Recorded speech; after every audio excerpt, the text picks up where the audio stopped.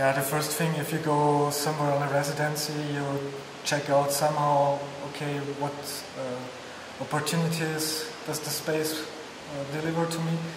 So as I work generally in my work with fascist aesthetics and also the transformation of objects of this time and also the continuity of certain things about this. So I made a research just in Google, and one of the first images I found was the sculpture of Josef Thorak that's displayed in front of you. So, and then I decided to work on this sculpture and made some molds to make a copy of the sculpture and transformed the molds into new sculptures. What is so fascinating about fascist art? I think the fascination about it, that it is in a way like National Socialist aesthetics is quite dominant in the media, and also it's transformed from history into fiction somehow. But on the other way, it's something that art historically for a long time was really ignored. So in a way, when you go to art academy, it's always like art after 1945. So it's like the point zero is you have the modernism before, and then you have modernism after war. And so there was never really assessment about like what kind of imagery is this, what they produced in this time, what kind of propaganda, like also what relation of the depiction of the human body in a way.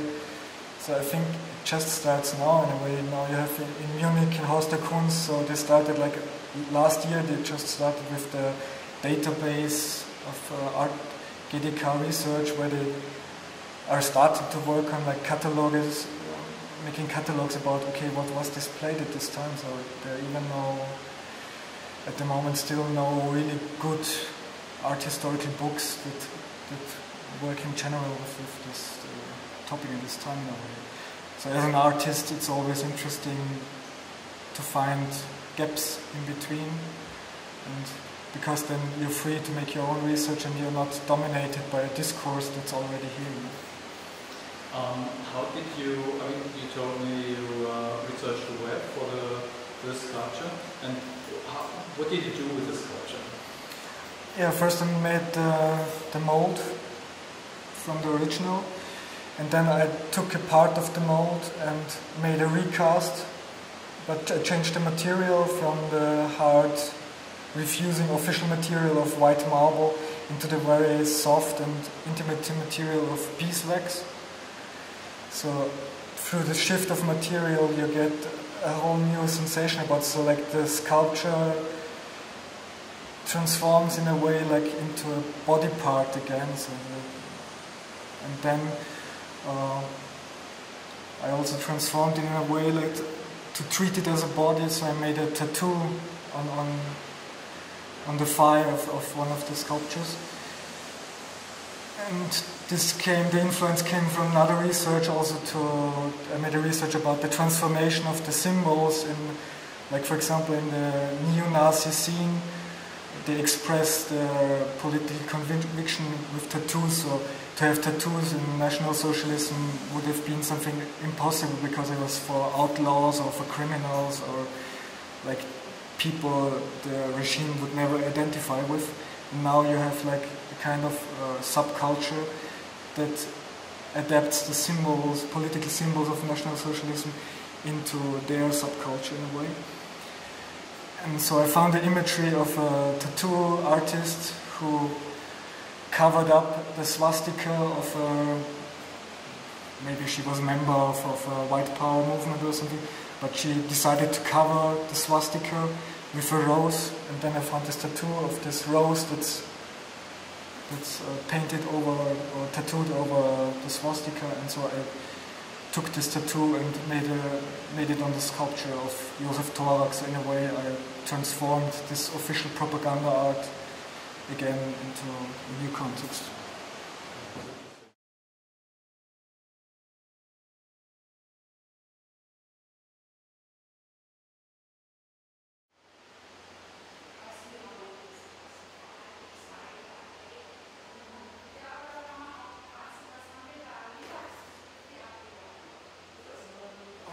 was trained as a painter, so my starting point to approach this aesthetics was also painting. So I also worked with copies of paintings of these official art shows there and transformed it into installations with furniture and so on.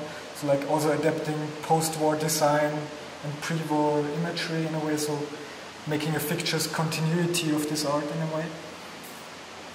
And yeah, so the media shifts from painting to sculpture to installation in a way. For me it's very important to create also a kind of environment, so like the last media is the exhibition in a way, where you make a landscape in a way of significance, and so the observer also can follow it, and so the works are commenting each other in a way. So trying to have like one work has an aspect that refers to the other one.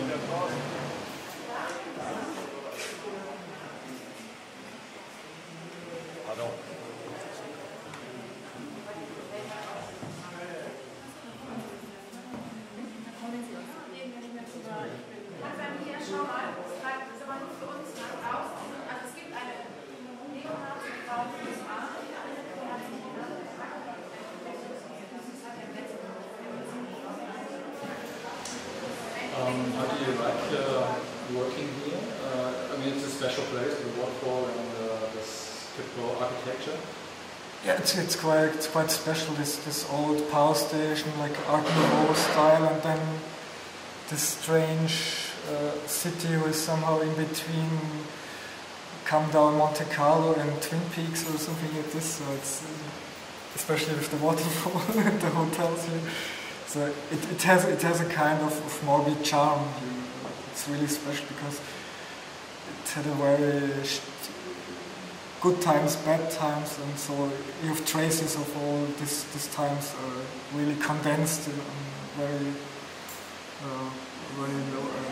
very small area. Quite.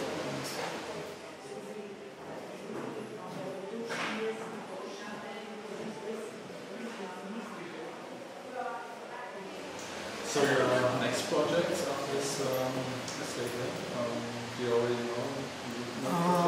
Yeah, we're preparing a group show in Zagreb, and I think I will continue with the molds I made of the Thorak sculpture, and I will try to make a recast, but shifting the material, but I don't like to talk about things that are not yet finished because you never know what's coming out. So. Don't want to limit myself. Okay, thanks a lot. You're welcome. Cool.